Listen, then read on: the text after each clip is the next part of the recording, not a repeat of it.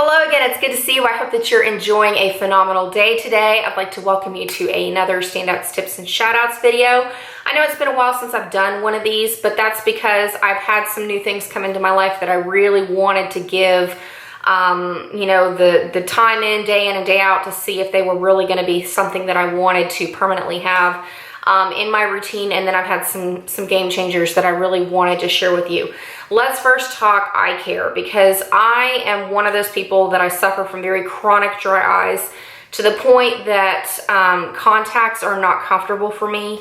Even when I wear daily lenses, my eyes are dry within about 3 to 4 hours and my contacts fall out. So it's something that I want to deal with, because in the future I would like LASIK to be an option for me. So when I went to my optometrist for years, various optometrists that I've had have always allowed me to use Restasis eye drop samples, because that prescription is so expensive to fill. I mean, if you don't have insurance, you're talking $1,400 a month for eye drops. And I know they're extremely effective, but I personally, am not looking to spend that kind of money on eye drops. And even if you have insurance, it's looking to be around $400 a copay every month for eye drops. So I got tired of having to go in and get samples of Restasis, so I went to my local Target pharmacy, because my pharmacist also suffers from the very same chronic eye dryness that I do. Our tears evaporate as soon as they hit the surface of the eye, and she also was trying to save money on Restasis. She recommended this brand called Refresh Plus Lubricant Eye Drops. These are often recommended to LASIK patients. It is preservative free, so you don't have to worry about a lot of crazy side effects like you do with Restasis. But what I love about these, $20 a box. You get 70 vials if you get the extra large box at Target. The vials are very similar to the Restasis packaging. And one of the things that I've done in the past is I would keep Restasis in the refrigerator, because it would tend to burn when I put it on my eyes. These don't burn, but I'm so in the habit that I love the cooling sensation. So I pop these in the fridge and, go on and use 2 drops per eye. And I also wanted to share another tip that it was new to me. Maybe you already know this, but one of the things that my optometrist mentioned to me when I went in for my last appointment is he told me from now on, when I do my eye drops, make sure when I tilt my head back to look down towards the floor, so that the eye drops cover the surface of the eye instead of rolling back into the back of your eye. And I was just like, game changing. Like, why didn't I know this forever ago? So I wanted to share that in case you didn't know that tip.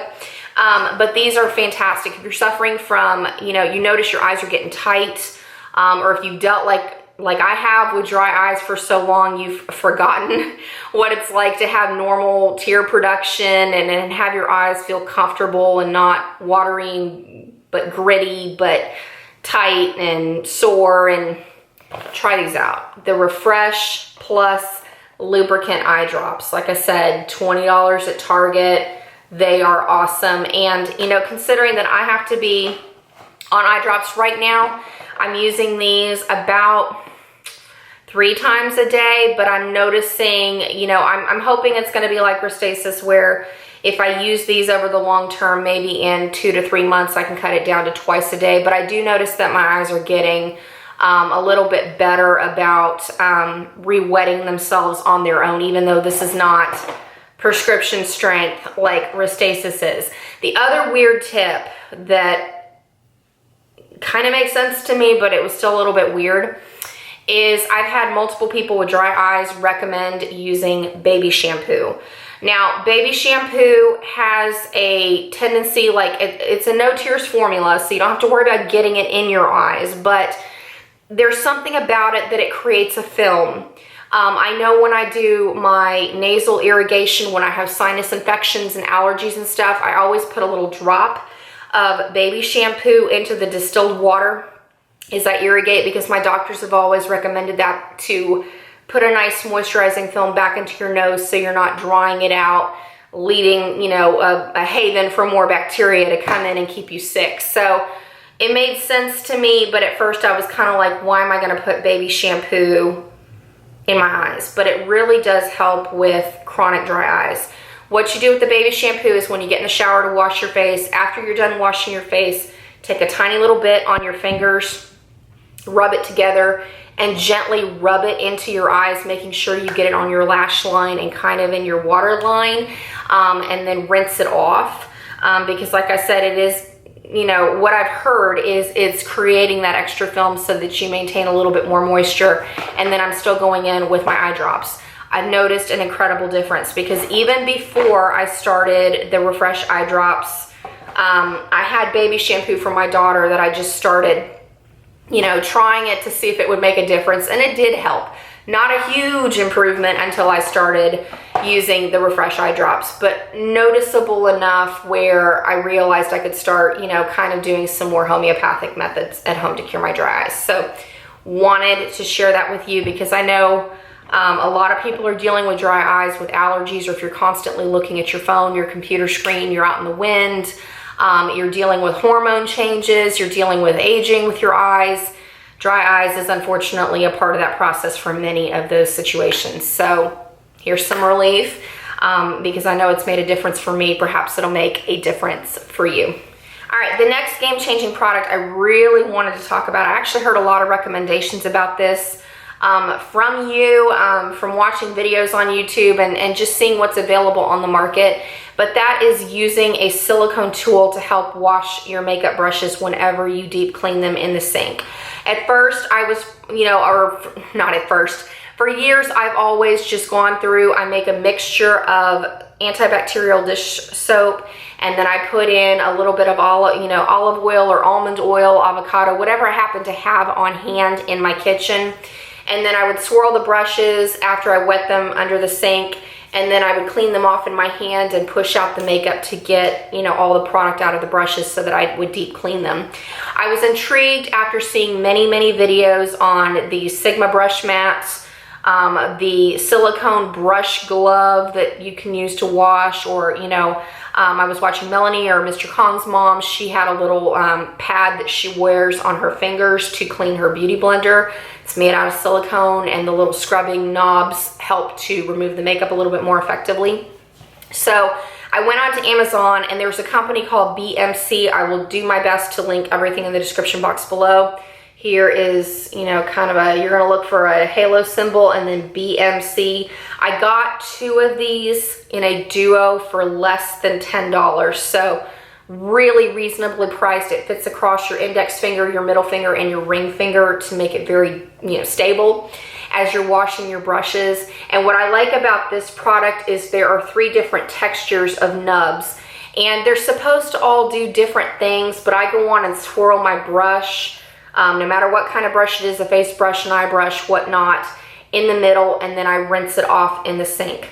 The reason I'm coming on here to talk to you about this is because it has noticeably cut my brush washing time in half. I do wash my brushes once a week because I use them daily. I don't have a huge brush collection to choose from, and so that is something that I appreciate, the cut and routine. And I also noticed that I use much less soap and oil than I used to because I no longer have to dip the brush back in to the mixture and rewash to make sure that I get the last of the makeup out. So like I said, Amazon, it was like between $10 and $12, including shipping. It came in a duo. There was this hot pink one and then a bright blue. There are other makeup companies that sell similar products, or if you want to save some money, just go to your local grocery store and get some of those silicone hot mitts.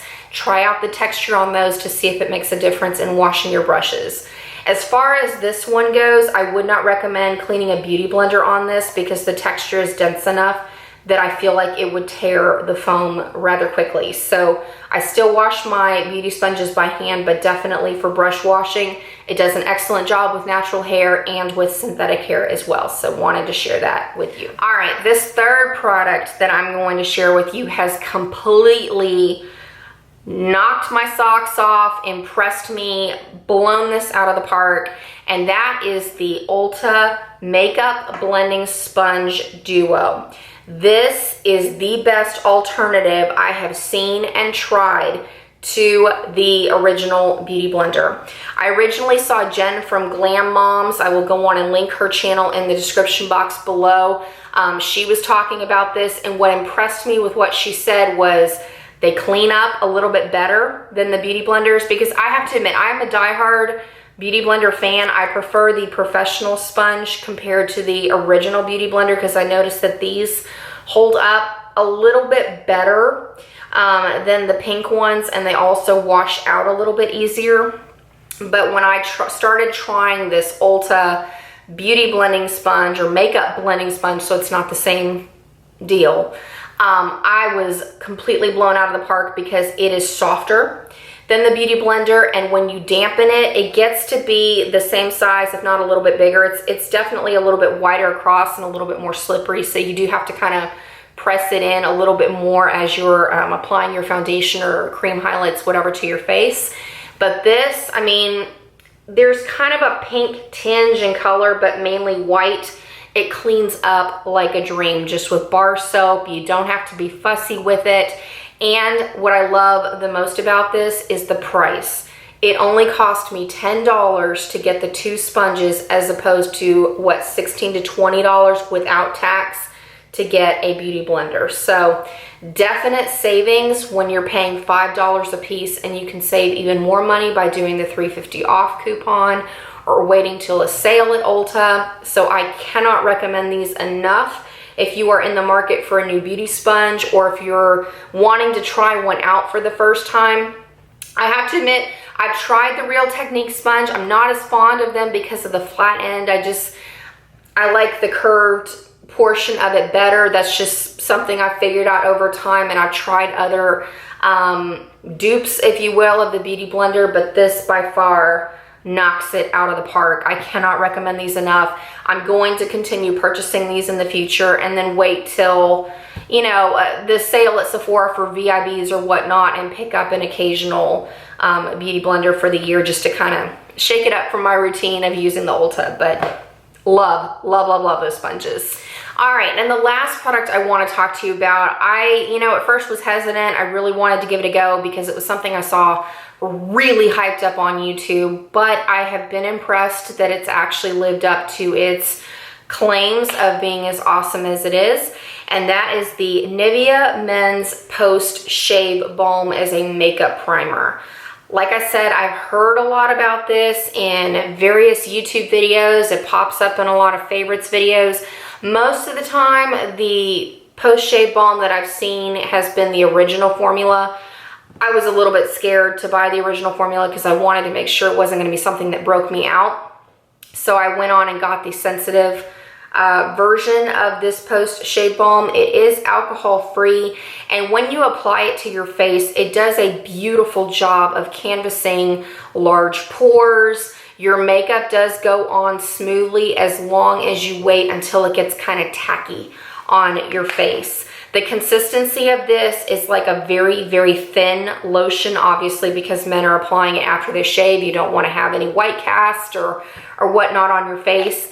The fragrance of this is very cologne, very strong. It takes a little bit of getting used to, but it doesn't linger around for a terribly long time. But definitely when you put it onto your skin, you want to use a tiny little drop, like half of your pinky full, to apply to your entire face. You let it get tacky, and then you apply your foundation. I found that my favorite foundation formulation to wear on top of the post-shave balm is a matte foundation. Not as fond of wearing a BB cream or a glowy foundation, like a thinner foundation on top, but since I've been panning matte foundations out of my collection, this has been incredible. So go check it out at your local Target, your Walmart, CVS, Rite Aid, Walgreens, whatnot. You can get this around $5 or $6. It has 3.3 fluid ounces, so a lot of product, considering it's going to be less than $10. And if you like those lotion type primers, this is definitely going to be something that you might want to put on your radar to try out, just to see how it's going to work for you. So that's about it. Thank you so much for taking the time to watch today. I hope that you have an incredible rest of your day. I've got a lot of stuff coming. Just trying to plot the time out because I know it's been extremely busy, and with kids getting out of school and whatnot. So I'm working on it to get them posted for you. And then pretty soon it's gonna be time for project pan updates and pan that palette. So got a lot of work ahead of me. So enjoy the rest of your day. I look forward to seeing you very, very soon. Catch you later.